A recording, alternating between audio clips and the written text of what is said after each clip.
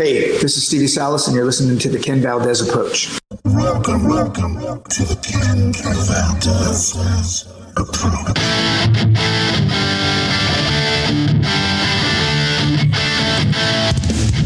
Oh, yeah. Welcome on in. It's your boy KV coming at you from my Soul Renegade Sound Studio here in Minneapolis. I am welcoming you to the Ken Valdez Approach. Man, it's been a while. It's been a little while. I've missed y'all. Yeah, I've been touring again. I've been writing. I've been recording. And sometimes life just gets in the way of doing stuff like this. But, man, I'll tell you, it feels great to be back in the saddle again, having these conversations for y'all, bringing them to y'all. And, man, we are doing things right for you this week. Oh, my goodness. My special guest for you is Todd La Torre of Queensryche. In a lot of circles, Todd is very polarizing. He's outspoken.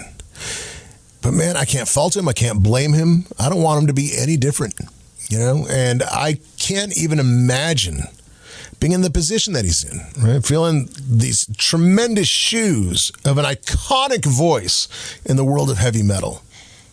And not only did he fill those shoes, but, man, he has brought Queensryche back to that place of you know, those majestic records, that classic Queensryche sound, right? And then some. So we get to find out a little bit more about Todd and about the inner workings of an iconic heavy metal band. And, man, he's just a great guy. So I hope that y'all enjoy this conversation with a man whose voice is tremendous. And he didn't even want to be a singer. Could you believe that? This is my conversation with Todd La Torre right here for you on The Approach. Check it out. Well, hey, I'm with Todd La Torre of Queensryche. What's happening, my brother? How you doing? I'm enjoying the little bit of downtime I have left before we head out again. Yeah, you've been busy, dude. You've been real busy. So let's talk a little bit about that. You were out with Judas Priest. Yeah. How was that, man? Have you guys done stuff with them before, or was this your first time going out with them? Or so before I joined the band, Queensryche had toured with them before, and then they also did. I don't know if it was Halford or Judas Priest on the Heaven and Hell tour that they did with Dio. For me, I mean, I've been in the band going on 11 years now. This was the first time that I got to. And so we did two tours, two legs. The first one, they were both, I think it totaled about 3.5 months or so total. Wow. So it was great, man. I mean, you know, it's Judas Priest. It's Priest. How was it, man? I mean, just yeah. I want to know the skinny on it because I mean, you know, I've been following you for a while now, and I know that Rob Halford is one of those influences. Sure. And of course, he's the metal god, right? So yeah, I mean, you know, when we got that first tour, it was like, okay, this is really good for the band to be playing larger venues and, you know, maybe people that fell off the radar with Queensryche get a chance. You know, there are some people that maybe if we were playing, they wouldn't come see, but because it's Judas Priest and we're the direct support, they come and they say, okay, well, I'll check them out since they're on the bill anyway. And, you know, so it was really good to get in front of thousands of people each night that may not have come to see us. I mean, I know there were a lot of Queensryche supporters at the shows, but it's still their audience. It's their show. So, you know, that was awesome. I remember the first time that I saw Rob, we were walking through the hallways of some arena or civic center or something. And, you know, they just have wardrobe case after wardrobe that you wouldn't believe. Right. How many, you know, like Kiss, for example, you know, they have obviously a lot of clothes, but they kind of have the same, I don't know how many wardrobe cases they have, but I can tell you that Judas Priest has a shit ton of wardrobe cases. So we're walking down the hall and there's all these cases and we're going to the stage. So we're all dressed. We're walking down this hallway to get to wherever. and standing at this open doorway of this dressing room is Rob Halford in a robe. I think he had flip-flops on or some kind of sandal. Wow. I don't even remember if he had shoes on, but he was just wearing a robe and that was it. and he had like a drink in his hand, like a tea or something. And he was like, I don't know if he said gentlemen or he said something. And we were just kept walking and, hey man, he was, that was the first time I kind of saw Rob on that tour, was in a robe. And then, throughout the tour, we got to talk and he was really, really, really gracious.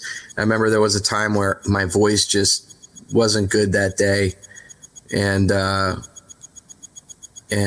he said, oh, what's the matter? Because I said, hey, get me a lemon, to one of our guys, because I like to cut up lemon wedges. And during a guitar solo, I'll go back and I like lemons anyway. So I cut them into wedges and I peel the thing off and I'm chewing this lemon. So he says, what do you need a lemon for? Rob does. And I said, oh, my voice is just kind of sucks today. And it's not, he goes, there's nothing you can do about it. Just surrender to it. I know exactly how you feel. Just go out and do the best you can. And that's all you can do. And I said, thanks. And then the next day, I heard someone calling my name, of course, with this British accent and, saying, Todd. And so I said, somebody's calling my name. He said, somebody's calling your name. And in walks Rob. And he's got this bag of like Ricola throat lozenges, these ones that he uses. And he said, hey, I got these for you. I brought these for you. This is what I use and I like them. And I opened the bag. I said, well, here, let me just get a little handful. And I was going to give him the bag back. And he goes, no, I got these. These are for you. I don't, wow. And I said, oh man, that's so cool of you. And he was just really not. Everyone in the band was great. I got to hang out a lot with, Andy Sneap. In fact, he just texted me the other day because we both like certain kinds of guitars, and so he's like, "Oh, check this out! I just got this," and so we still stay in contact. But everyone in the band was great. Their whole crew in camp was great. They treated us, very respectfully, and we did our job. I think we delivered, and we were also on and off the deck exactly when we had to be. So they weren't like waiting around for, God, you guys are running over time. Or right. We were really, really conscious of that, and it just worked. And then when that first tour was done, I thought, well, that's never going to happen again. Boy, what a, take it in that this is a one-time shot. And then we got offered it again. Nice. And I was like, yes. And so we went out again. And the second time was better because we already had that rapport and that chemistry. And it was like seeing each other again. Here we go again, guys. And it was really great, man. And I thought it was really good optics for Queensryche, to show that, we do a lot of stuff. We play casino gigs when nobody else can get into a club. We play fairs. We play festivals. We do our own club shows, theaters, and to show that we can still go out with a band like Judas Priest and still throw down. And obviously they respected us and what we do and what we brought to the package. I think we had a value to the package, and, hopefully some other really cool stuff happens with other bands too. We toured with the Scorpions extensively. And so that was awesome. Right. And then, to do Judas Priest. So, if we could get on a Maiden tour or AC/DC or Def Leppard, stuff that the guys did way back, right. It was kind of like coming full circle again, this late in everyone's career and in this stage of our lives, that it would be cool, I think, if Queensryche could go out with some of these bands again and be like, remember when we toured in 85? I wasn't in the band, but they have a history, Well, let's talk a little bit about that history. And the only reason why I'm saying that is, as a fan and as somebody who's listened to this band, for many years, there was obviously a little bit of a change in the sound, I guess, right? You know, kind of towards the before you came into the band. Sure. But man, let me tell you, this is my thought, this is my opinion. Take it, leave it, whatever. Dude, you and what you brought to that band, it recharged the batteries. It brought Queensryche back to what Queensryche was all about, in my opinion. Right? Sure. And so it's awesome to hear these stories that you have about going out with the Scorps or going out with Judas Priest and you know, being able to do that again. Yeah. You know? I mean, look, I was a fan of this band also. So, I mean, I can remember, I don't know how old I was, 17, 18, whatever it was, standing in line at a record store here in Florida for like an hour and to get them to sign the Warning CD case. I have pictures from that. Nice. And I remember the albums that I loved from the band. And then as the years go by, and I got into a lot heavier stuff too, you know, in my late teens, early 20s, and from then on, that time forward, you know, I was listening to a lot of like Slayer and Pantera and Testament and Overkill and a lot of thrash stuff. And I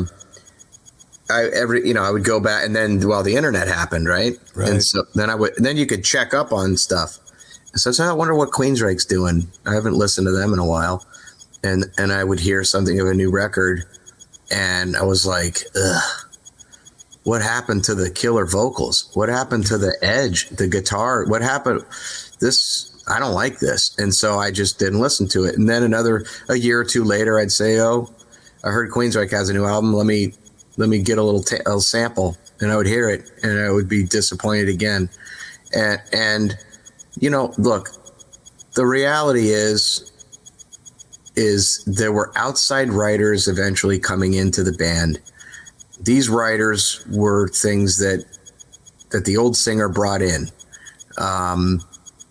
And look, maybe you don't always want to write the same sounding record. You want to experiment with different things. And as an artist, you should be allowed to do that. Absolutely. However, Ken, you have to be conscientious of, this is also a business. And when you change the recipe 180 degrees, you know, if you're a barbecue joint and now all you sell is vegan, you're in trouble. Okay? So you have to also say, okay, this is our style. We've changed in some ways, but these core fundamentals are still present and kind of glue that past with where we are today. Right. Fine. But look, the fact is that whole edge was gone. And when I got into the band, it's not that like, you know, I think just the fact that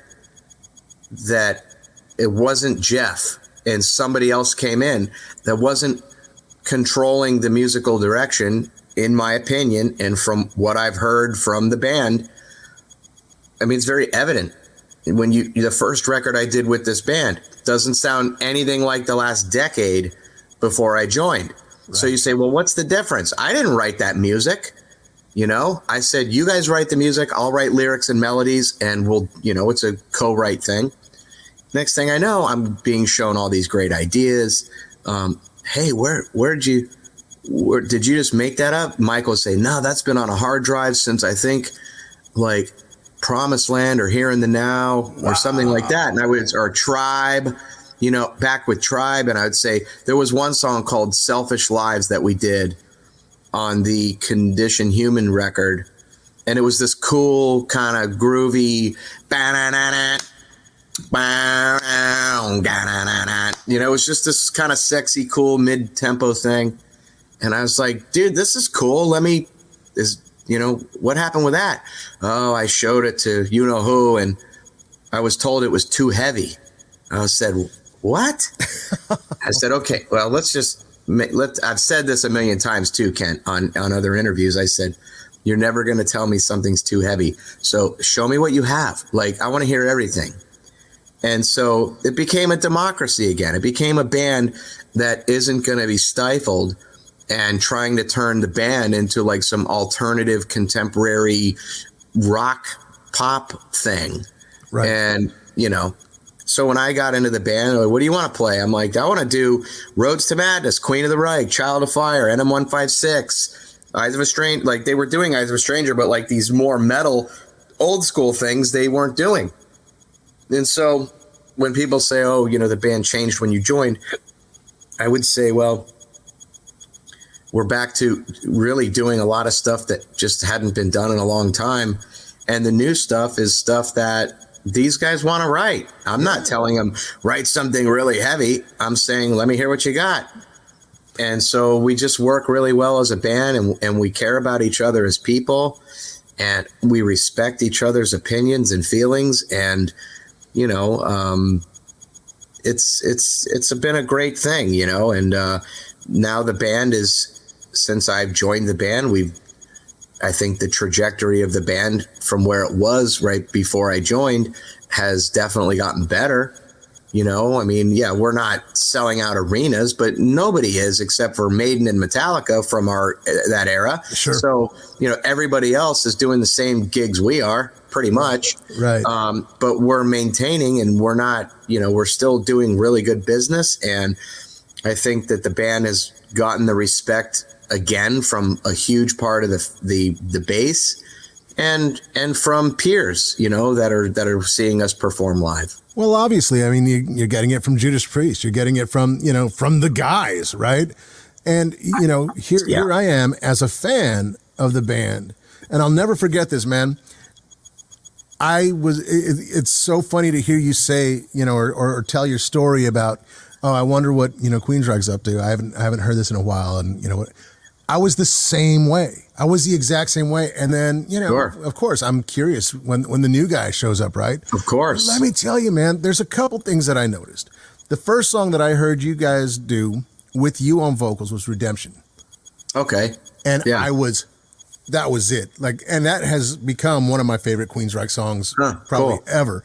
Yeah, thanks. The melody was back, the heaviness, the you know, all the intricacies, all the cool prog stuff. Yeah. But it was heavy, and it's like, dude, they're back.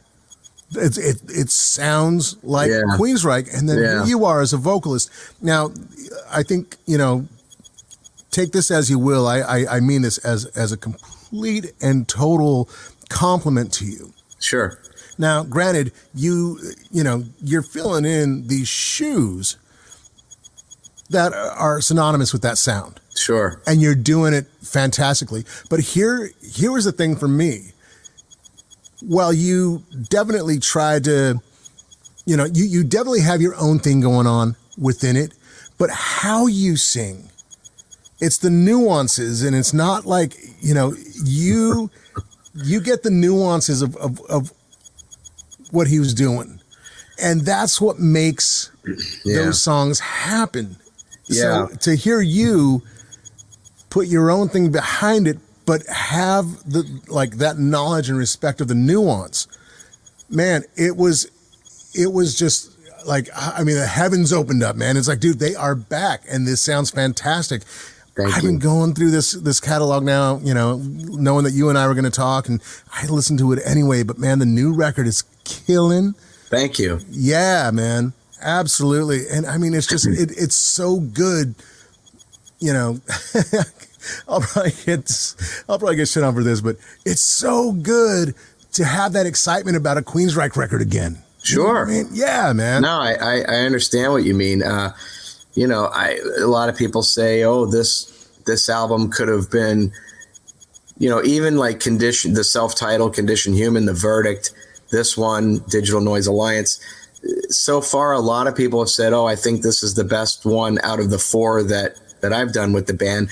I don't know how I feel about that, because you know, when you write songs, and you know, you're a musician, you write, when you write some, you're like, is it better than what I had done on the last record? I don't know that I feel that way, but if people feel that way, at least they're not saying it's not as good as the last one. If they say they like it better, then okay, that's cool. But it's the sound definitely got back to the band. We've done heavy stuff in the context of heavy for Queensryche. We've done very slow things like Forest or the song Portrait from the previous record. There was Bulletproof, Dark Reverie. So there's some really good ballads in there. And we don't ever approach anything like, okay, we have to like model this after Rage for Order or Mindcrime or Empire. We just say, show me what you got. And then it just evolves into something. And then we have a ton of stuff. And then we start weeding out what we think is the weaker stuff. And you just end up with a record. And then I just say, well, when you're writing and you're recording and you're going through the whole process and people haven't even heard a song yet, you're kind of like, you're not over the songs, but you've heard them so many times. You're kind of like ready to move on to the next record. Yes.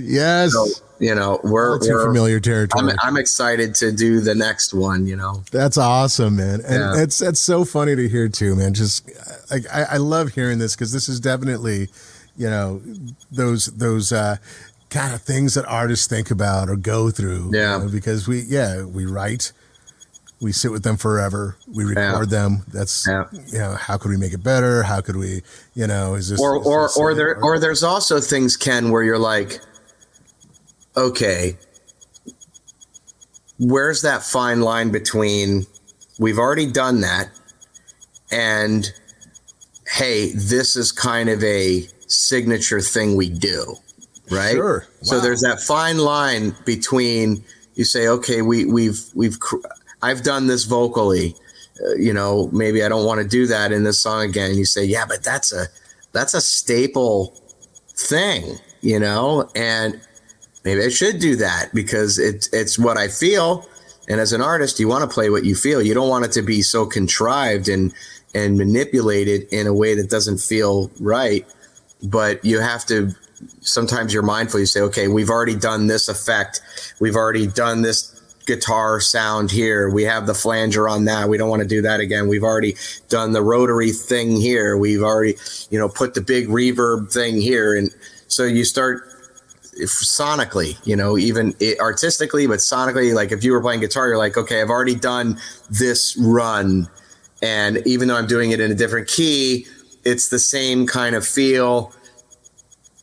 But God damn, it fits this song perfectly. Right. And I want to do that. So you say, hey, that's what he does, right? It's like finger tapping with Eddie Van Halen. Say, oh, he's already finger tapped in that song. Don't do that again. Well, that became his signature thing. So, right. You have to sometimes battle with yourself or, that's when the band, we have all these talks and say, we've already done that. Is it too repetitive, or do we just acknowledge, hey, this is a kind of a Queensryche thing and just do it because it fits the song? Sure. Well, here's something for you, right? So listening to, if you want to call it like, Mach 2 version of the band, right? What it sounds like to me is such a, it's an evolution. Yeah. Right. And when I listen, it's like, how do I put this? It's like the records are telling a story, even sonically or musically. But you hear this band, Queen of the Rag to In Extremis, right? Like we hear these songs and it's just like, okay, this progression is fantastic, man. It's really interesting. It's really interesting to hear the progression of the band. And, it's also, again, very exciting. But you touched on something that I want to actually ask you about because, here you are coming into this band. What do you think is that signature Queensryche sound? What is it? I mean, it's a culmination of several things, but I think the first thing that I can say from my experience is it really starts with the guitar, because when Michael sends me a piece of music, for example, and I hear it, I'm like, God, that just sounds like Queensryche with no singing, just a guitar thing, drums and guitar, for example. But really the guitar, it's the chords that he uses. It's the way that he plays, he's not like this shredding, sweep picking arpeggio guy. He's a melodic player and very mindful of the note selections and letting notes hang and harmonized guitars. So things that make that Queensryche sound. You've got the guitars that I mentioned, those rhythms with those chords. They're not just plain power chords. They're inverted chords, or they're suspended chords, or whatever he's doing or they're doing. And then you've got his tone. He still plays. Well, live we use a Kemper, and we use he's profiled all of his amps. When we did this record, he brought over five Marshall heads. They were right where I'm looking, and it was the head from Rage for Order, The Warning, Mind Crime, Empire, and Promised Land. And so we would experiment with different amps for different songs. So it's not the same amp for every song for the rhythms. So you get this tonal quality. It's not like he's playing through a boogie or an EVH or something, Right. He's got a tone. And then his guitars and the way that he plays. As you know, you're going to play a Stevie Ray Vaughan song differently than Joe Satriani would, or Stevie Ray Vaughan would, or right. It's the attack. It's all how you attack something. So you have that element. That's kind of an intangible thing. Mm-hmm. You can't just go by that. And then, from a foundation perspective, you have that very solid foundation of the drums and Eddie Jackson's bass. His bass. So you have this very, very locked in, tight together thing happening, vocally. There are those, like you were talking about earlier, there's nuances in the vocals that, there's guys can hit some of those notes like better than I can. And I'll hear somebody on YouTube do something and I'll say, fuck, I wish I could do it like that. And I'm in the band, but then they start to sing a verse. At 99.9% of the time, the tone is so different, or the vibrato is too fast, or there isn't vibrato enough, or the little cries that Jeff was known for using, they overdo it on everything. So you'll hear those little cries when you enter a phrase, they'll do it like overkill, like it's way too much. You're like, okay, now you're overshooting it. It's almost like becomes comical, where you're like, no, there's a very fine place to where it needs to happen. And then you have people singing notes and selling notes. You have people singing with pure passion, and then you have other people just playing the parts, right? Like you're a guitarist, phoning right? it in, man, right? Well, there's a lot of guys that can play mechanically. Yes. They're playing it precisely, but there's a soul that's not translating in that delivery. And you can hear that. It's like if I say, hi, you're on with you're Ken Valdez, blah, blah, blah, blah, blah, right? If I'm answering a phone, but I'm not smiling, that. But if I go, hey, man, how you doing? You can hear a smile. Absolutely. It's like when we've all had like those shitty telemarketing jobs when we first got into the workforce. And one of the things they try to tell you is smile on the phone. People can hear that, right? It's the same way when you're playing. You can hear when your heart is really in it. There's just something that changes. That's why there's like that magic of the demo sometimes, right? Like, man, I just played that with my heart, and I was just tracking. I wasn't thinking that this is the one. I was just in that moment. And then later you go to recreate it and you're like, I'm playing it the same, but it's not something special about this one in the demo. And you end up keeping the demo and you fly it into the real album because you're never going to capture that again. So it's the same way with the singing. So you combine all of these elements and, these atmospheric things and sonic things and little ear candy that's happening in our music that that's what makes the Queensryche sound. So Queensryche isn't one person. It's a collective of all of those elements I just described. And, this is also a band that's been around for 40 years. So, their writing style changes a little, their tastes change. You're not the same person you were 20 years ago. Right. And you're not the same person now that you're going to be in 20 years. So people have to also remember that. A lot of people say, it's not the glory days of Operation Mindcrime. And you got to say, yeah, but even with the original band, they never captured that again. They got lightning in a bottle on that record. And with the original lineup, they never did it again. It never happened again. Be thankful that it exists. As fans, we're all thankful that it exists, but stop using that as some benchmark for, nothing as good a band does unless it reaches that. But then you have the nostalgia aspect where they grew up listening to this music.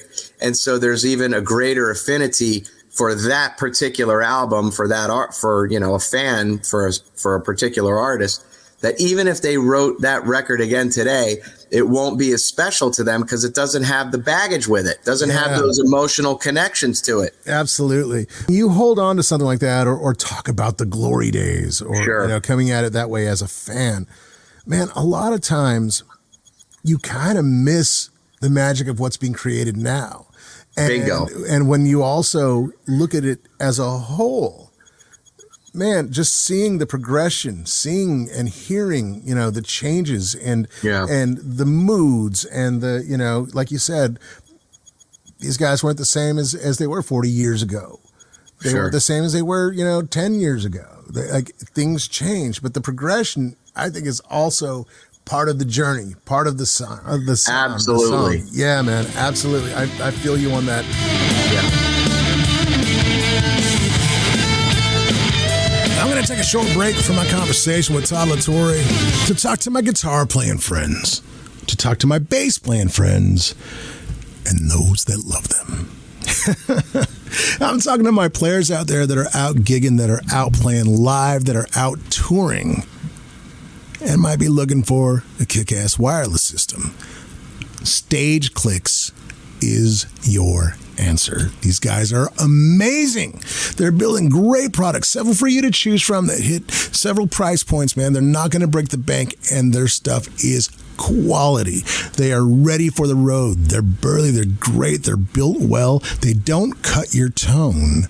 And check this out. In the world of wireless, this is almost unheard of. The chances of you to have drop-off or interference, it's almost impossible with their systems. Plus, their range and their reach, it's massive. I am a convert. I'm a total convert. I used to run nothing but chords. I used to run chords into my guitar. Not anymore, man. Not anymore. I am running the Jack V4 Pro, and I could not be happier. These guys are the real deal. So, if you can, go check out their website, Stage Clicks, Stage, CLIX, USA.com. Check out their social media and go do a deep dive, man. They got something for all y'all, man. And I'll tell you, it's absolute quality. So get ready, go wireless, go Stage Clicks.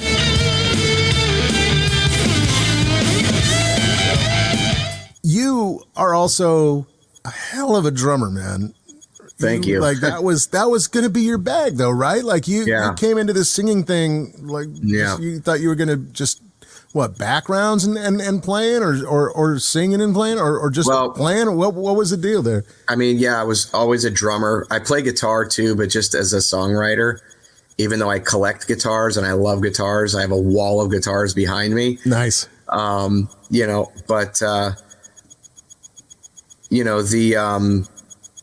The singing thing kind of came up where the short version is I was at this bar and this band was playing and they did like a lot of the 80s rock and metal stuff, and they did Iron Maiden, and this guy that I knew was telling them, oh, you got to have my friend Todd come up and sing Wasted Years. He's so good and all this kind of. I said, no.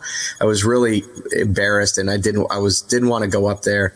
And of course they pressured me kind of pushing me, go. And now everybody's like, yeah, do it. And so I went up there and I sang Wasted Years, and the guy who was running sound, he passed away, but he had said to that band, hey, this was before tribute bands were like a really popular thing. Sure.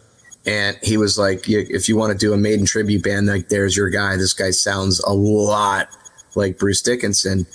And so that was kind of like, I met with these guys and I thought, well, maybe I'll give the singing thing a try, and like, I always liked to sing, and I did sing on like my own ideas or whatever, but I never sang in a band at that point ever, and so my friend Matt Laporte, who passed away also, he's the guy that played in John Oliva's Pain, the guy from Savatage. Sure. And he knew the Crimson Glory guys, and I had written one little demo with him, and he was pretty floored when he heard it. And he contacted those guys and was like, dude, like, I know you guys are not really active, but you got to hear my friend. And so I went and met them in Sarasota, because their singer passed away. A lot of deaths, Their singer passed away, and they were having a lot of guest singers. So I kind of went up there and met them just to kind of help out. Okay, I'll play this singer for this verse on this song when you do your concert. And I was just kind of helping them out. And then, of course, I was able to captivate the sound of their singer Midnight, like, eerily well. If people think I can sing like, the old Queensryche stuff, I mean, if you heard what I did in Crimson Glory, it's very similar to the Queensryche style. But if you heard like this, there's a song called In Dark Places, and there's a version I did on YouTube, and then there's the original. And if you A-B them, it's pretty nuts. Wow. And so then I ended up getting in that band. That's how the singing thing kind of happened. I was just going to try to do this Iron Maiden tribute thing.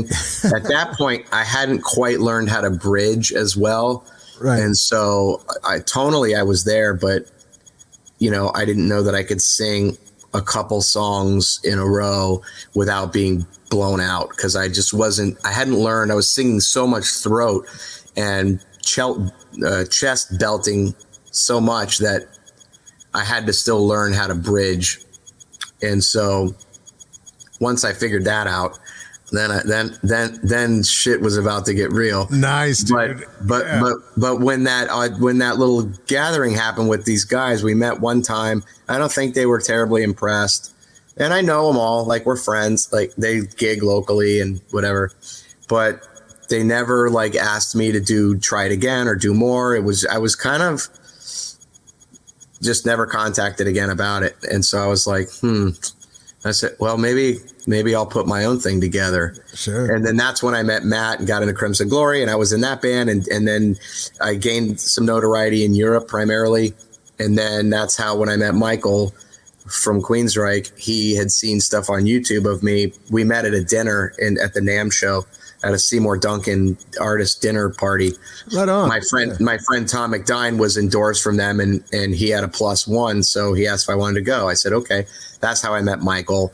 He saw my stuff on YouTube, sure. Blah, blah, blah. Yeah. So the singing thing was always like, even when I gigged locally in the 90s, I would sing harmony backing vocals while I was drumming. But drumming was always like my home base. I loved, was my blanket. I don't want to be up front exposed with everybody staring at me and the light on me, and it's my voice, and what if I don't feel well and you can hear it. You can feel like shit and still play drums. You can't do that as a singer. Man, I'm going to stop you right there, because when I saw you, so I hate saying that it's been a few years since I've seen you guys perform, but when I saw you and when we met, you were sick. You were sick, and it was crazy to watch, because I'm watching from the side of the stage, and here you were, like, whenever there's a moment, you jump to the back and get yourself some, some tea, right? Yeah. And you go back out. But here's the thing. The only reason why I even knew you were sick was because I saw you doing this, and I'm a singer myself, so it's like, his voice is, I don't know. Feeling well, yeah. But you were killing it, man. You were dead on everything. And I think I asked you that night, I was just like, how are you doing? Do you have like a thing that you do to keep that? No, you don't. You just do you. I love that, man. And there's also times, you probably know, I mean, if you as singing, you know, there's times you're like, oh, this isn't coming out. And then literally when you're on stage in front of an audience and the mic's in your hand, like it just comes out. And you're like, this shouldn't be happening because I've been really trying to do this backstage and my voice is shot. And then you get out there and all of a sudden there's a better voice than what you had a minute ago. I don't know how that happens, but it happens a lot. Oh my gosh, man. Well, let's talk about you as a fan. Sure. Right? You growing up, you know, before everything. Yeah.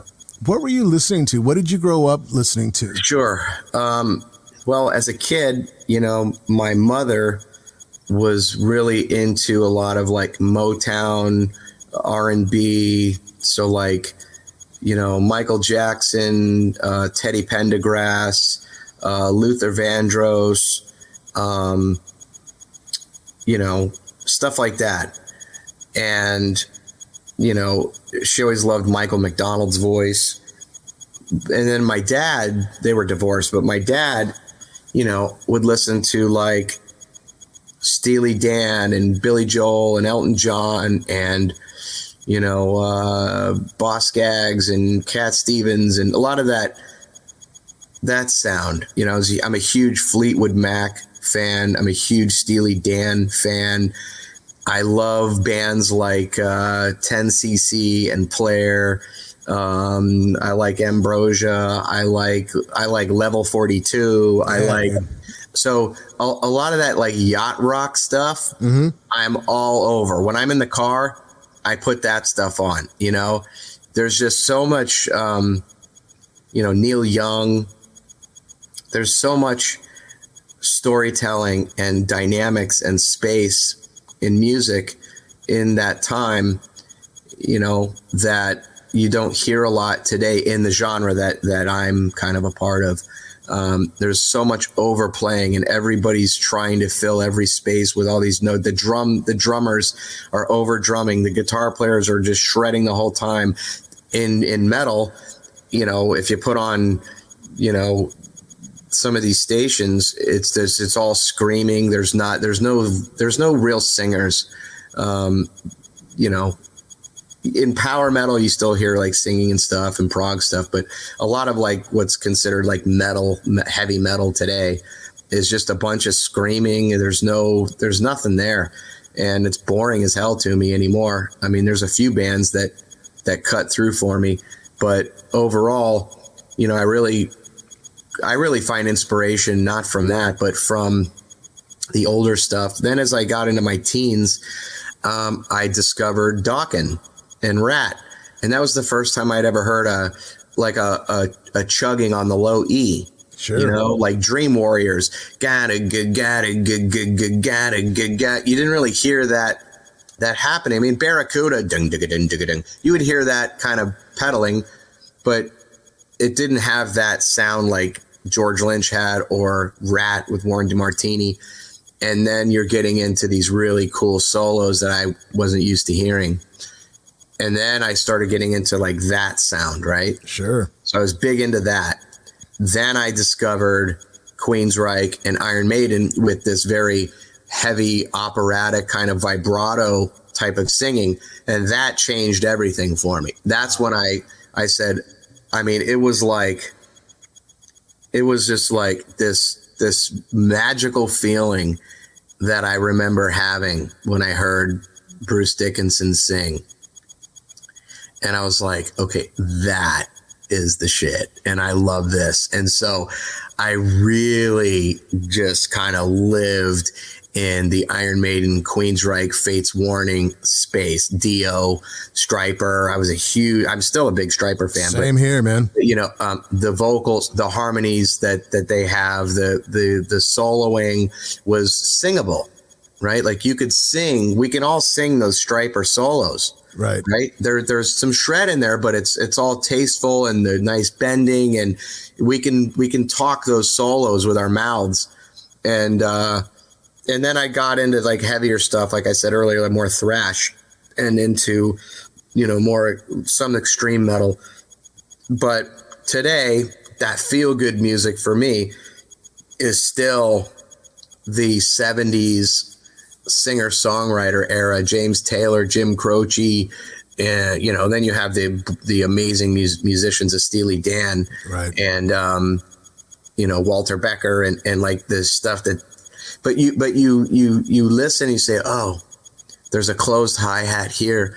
Here comes the end of that thing. No fill and no crash cymbal. Okay, and it's bigger because it's not. It's just that's like all you heard, right? Was that famous boom boom, right? Right. And clean guitar, and they layered things like the Beatles. They start to introduce this other little thing that gets woven in, and it's very subtle. And then it comes in, and here's another layer of something. By the time you're at this climax of the song, you got a lot going on. Still separation, doesn't sound clouded. And it's very full and dynamic. So I try to learn and listen on those older things and go, okay, I'm not hearing that today, certainly not in this style that we play in. How can we utilize, like, what made these great songwriters? What makes these songs so great? The Eagles, Stevie Ray Vaughan, these kind of artists. Well, I mean, you guys, I think, in my opinion, Queensryche, they're one of those bands that they're always going to be in the conversation. They tried and true, have been proven, to be truly one of the greats. I believe that. And I think one of the reasons for that is because, you have all the cool stuff going on, the operatic stuff. You have all the, the kind of the proggy stuff you were talking about, Steely Dan, for example.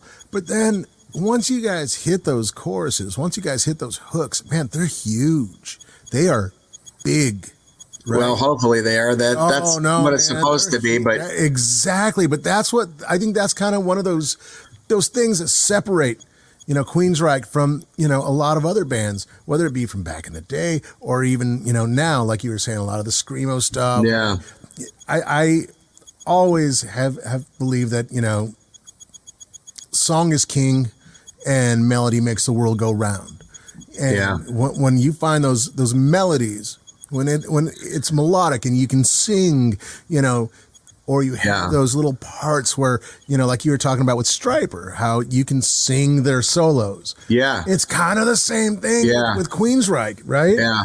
Well, that's, I don't know that I'm the greatest like hook writer. I mean, on my solo record, I think I wrote some really good hooks on there. But like with Queensryche, Eddie will help me a lot with like choruses, particularly. And his pop background, it really helps. I mean, if you take a song like Number of the Beast, like the verse, that's very poppy, right? You'll take my life, but I'll take that too.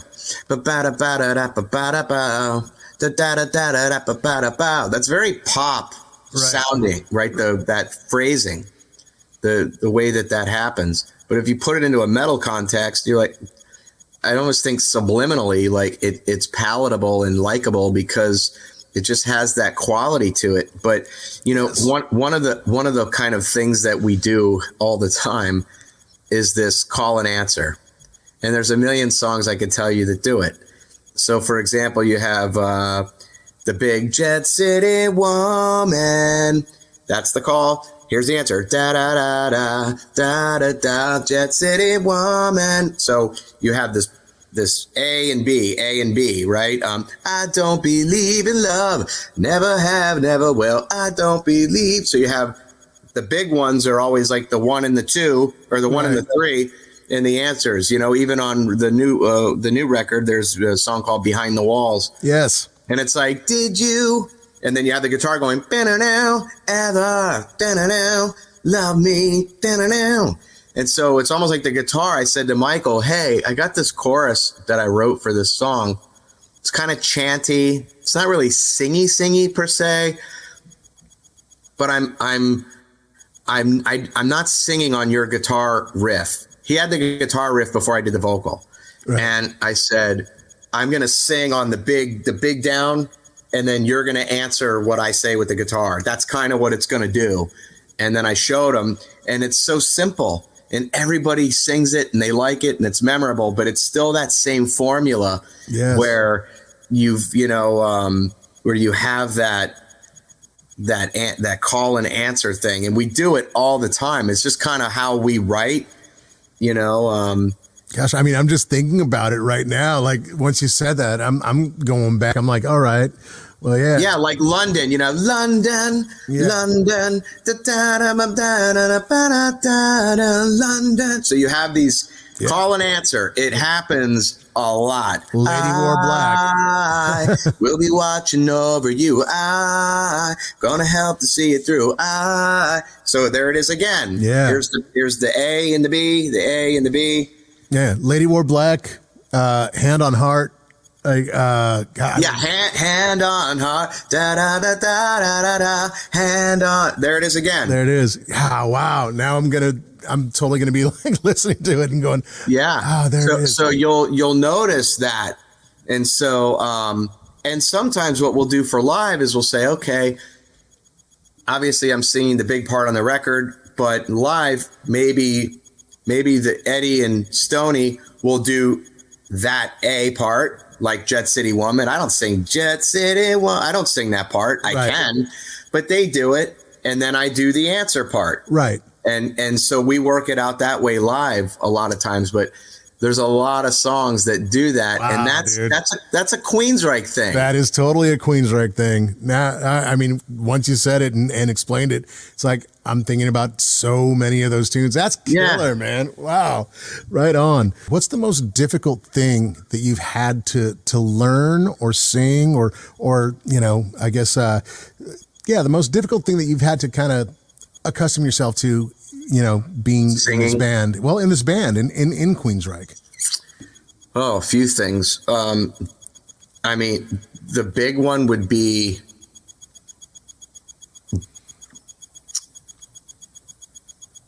getting used to being gone from home all the time.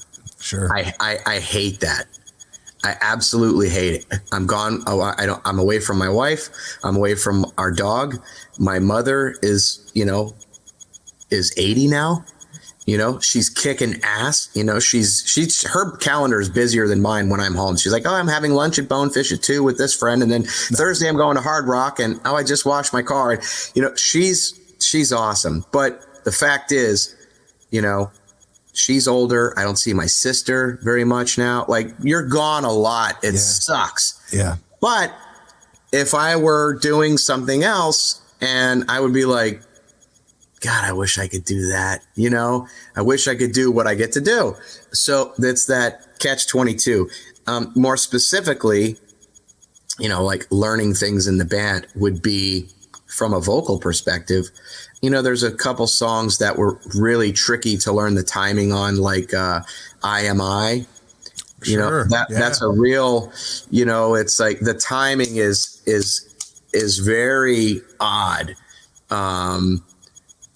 And then Screaming in Digital, it's not like I am the da da da da da da da da. It doesn't happen that way. It's a certain weird flow that almost ends up almost like if you do if you do quarter notes with your hand and you count in sevens, right? Okay. It creates a polyrhythm when it flips back around. So if you go 1, 2, 3, 4, 5, 6, 7, 1, 2, 3, 4, 5, 6, 7, 1, 2, 3, 4, 5, 6, 7, 1, 2, 3, 4, 5, 6, 7. So it reverses itself the second time around. Right. Screaming in Digital kind of does that with a vocal when you're thinking about doing it in a perfect gridded mode. Sure. there's a breath, like it's a feel thing to get that timing right. Same thing happens with, it took me a while to learn the beginning of Take Hold of the Flame, because when I did that, I was messing up the timing. And Scott said to me, hey, you're a drummer. Think of it this way. And I'll show you what I mean. So it's, we see the light of those who find the world has passed them by. See how it flipped it right there? So if I think, if you put it in that context, you can start it right. Otherwise, people are always off on that. And it was a tricky thing to learn that timing and that feel. And once I got it, I was like, okay, now that makes sense. I never could figure out, is there a push? What's going on here? So those are like some kind of more detailed things of what was difficult to learn when I got into the band. Some of those things were kind of tricky. It's different when you're singing along to a record in the car. Right. Like singing karaoke, like, oh, I know that song. You're like, cool. Now you have to sing it. You're like, crap, I don't know every single word. Like you kind of get kickstarted when you hear the other person do it. When you're the one doing it, you don't have that. Right. So those were some things, but I think overall, just, adjusting to being gone, Ken, is just that was really tough. Yeah. Touring myself. Yeah. It's definitely the most difficult thing, for sure. Totally. Yeah. For sure. I mean, you were talking about, being a drummer and being kind of out of the limelight in a sense, or the spotlight, if you will. But now here you are fronting the band. Yeah. How have you adjusted to that? I'm not, other than like my Facebook artist page and like Twitter, like I don't have Instagram. Everyone's like, what's your Instagram? I'm like, I don't have it. Part of me thinks I should totally have it. And the other part of me is just like, that's just another thing I got to deal with. And it's mostly pictures. And I try to not post a bunch of pictures of myself. If it's like on stage, a photographer shot that's like a really cool shot, I'll show that. Sure. Or maybe if I went to an event, which I rarely do, I was at the Metal Hall of Fame. Other than that, I don't really go to these like schmoozy, networky kind of things. I'm just Todd. I'm just a regular guy that had an upholstery shop and was, just a regular guy that like I'm not an attention-seeking person. So like after shows, I'm never out mingling and hanging out with a bunch of people. I'm usually in the back or on the bus or a couple friends and a very small group of few people. So for me, it's like,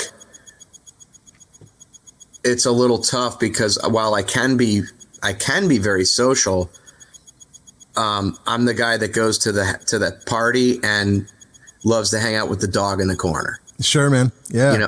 That's me. And so it's kind of weird when, like I told you before, I never wanted to be up front and center. And then here I am up front and center. I mean, I grab it by the reins and I do it. But outside of the context of my job, I'm not a spotlight kind of person at all. Dig it. The other question that my buddy Mike had, and he is a super diehard fan, is when did you figure out who killed Mary, and what was the clue that did it for you? Oh my gosh. It's been so long, I don't even remember, to be honest. And I remember like, I remember when I got into the band, I think I said something to Eddie about that. And I was like, I go, hey dude, I'm like, so who killed Mary? I don't remember. And how did that happen? And he was like, that's awesome though. He's like, listen to the record again. I'm not telling you. I love it. But when I got Mindcrime, you have to remember, I was like 14. Right. And so when I put the cassette, because it was a cassette that I had, this is when tape decks had like the smart search, and it would know when the song stopped and it would advance to the next song or rewind to the. So I remember fast forwarding to the next, because when I got the tape, it was from a friend and it was mid song. And I said, okay, I want to hear a song from the beginning. And I hit fast forward to stop. Well, went to the end of the tape. And then I put it in, and it was this like long intro, and it was not this thing happening. And I fast forward to get to the song. Yes. And it went to the end of the tape. And I'm like, what's going on here? Not knowing, for whatever reason, my tape deck didn't find an index for that song. And I had to like listen to it from the beginning and the end. But at 14, I wasn't thinking of a concept and a storyline. I was just listening to a bunch of songs that had these links in between. Sure. And, it wasn't until years later that I was like interested in the story as much. I mean, kill her now and get the priest as well. That whole dialogue. Right. I was like, oh, that's creepy. What's that about? Yeah. Then you start to kind of dig down. But to answer the guy's question, like, I don't know exactly when I did that, because when I learned of the band, I was in my early teens and was a drummer and was just trying to like get along with the drums, I dig it. Oh man, that's great. All right, man. So now that we're coming to the end, what I normally do is like, I'll just throw these rapid fire questions. Yeah, it's all good. No thinking, no nothing. You just go, man. Okay. You just go. Top 3 singers. God, I hate this because I don't know what genre. Billy Joel, Ronnie Dio, Billy Joel, Dio, one more. Fuck. Barbra Streisand. Wow, right on. What song do you wish you wrote? Ooh. Another Brick in the Wall. Very cool. If there's one band that you, whether they be here or if it's an artist, whether they're here or they're gone, that you wish that you could jam with, who would it be? Probably Ronnie James Dio. Nice. Right on, dude. And at last, man, any advice for any up and coming artists, younger artists that are trying to do this? Wow. Oh, I would say, because it's such a different world now, right? It really is, man. I mean, everyone can. All right, I would say, first of all, you have to define what. Back when we were younger, you said, oh, he made it, or I'm going to make it. We have to define what that means, because I have friends that gig in local bands here that I totally would say made it. Mm-hmm. They're not famous, but they earn a good, solid living gigging, playing cover songs. Maybe they throw an original in here and there, playing around the Tampa Bay area. They've been doing it for 30 years. I would say they made it. They get to live off of their passion, which is playing music. It's a very cutthroat business. Now with the internet, there's a gazillion bands that you never knew existed because they all have a voice and a platform now. I would not take so much stock in thinking you need a record label. CDs there's still an audience, our demographic, that really is into that. A younger, newer band, they didn't grow up with, they don't mess with CDs. They do MP3s and playlists and streaming and all that kind of crap. Sure. And maybe they like vinyl. Our generation is different. A younger guy coming up, I don't think that there's as much focus on needing to be signed to a record label. I mean, you can invest in yourself, own your own masters. Don't sign away publishing, which, I'm very mindful of. So like, absolutely, should I write? I own, and just market yourself. The business is, there's so many people in the business that don't know the business, and it can be very confusing. There's a lot of language. There's a lot of caveats. There's a lot of things to learn about, from royalties, the types of royalties, how you're paid, trademarking, branding.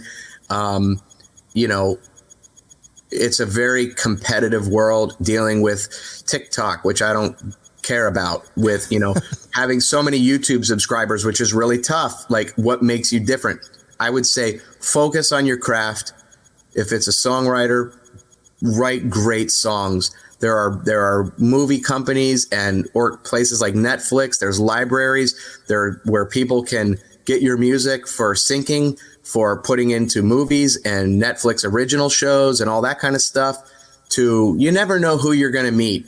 Yeah. You never know who you're going to meet, but keep your options open and just really focus on being the best at your craft and keep it close to yourself. Don't trust anybody because they say they're somebody, or there's a lot of people that are famous that are broke, and I think there's too much emphasis placed on fame and celebrity and, that kind of thing. And the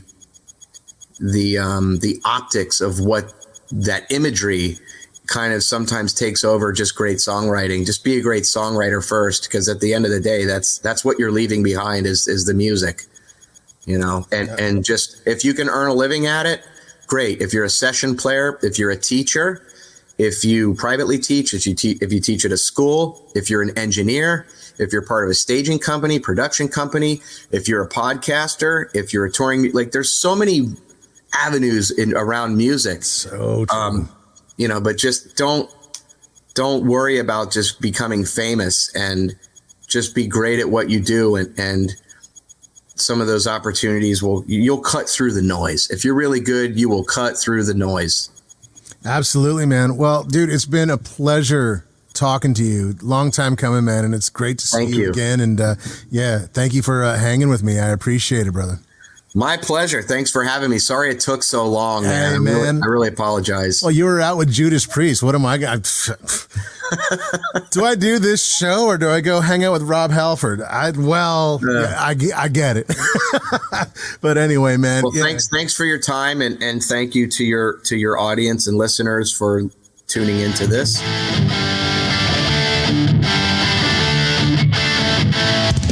Well, there you have it.